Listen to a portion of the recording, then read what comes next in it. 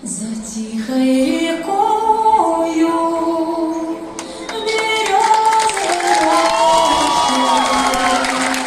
спустится первый весенний цветок. Я загадаю желание попроще и перекрестившись, взгляну на восток. Окрасится небо багряной зарею,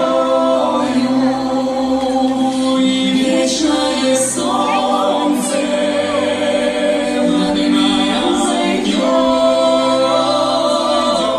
и белая птица взлетит над землею, и Божье прощение с небес принесет, и белая птица взлетит над землею,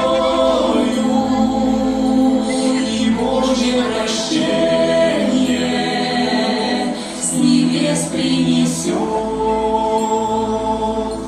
И что-то большое откроется сердцу, такое, что жизнью моей не объять,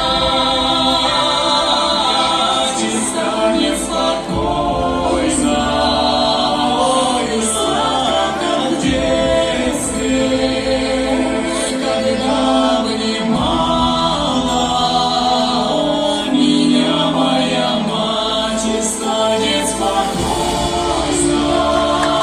и когда обнимала меня моя мать. Молитва свята,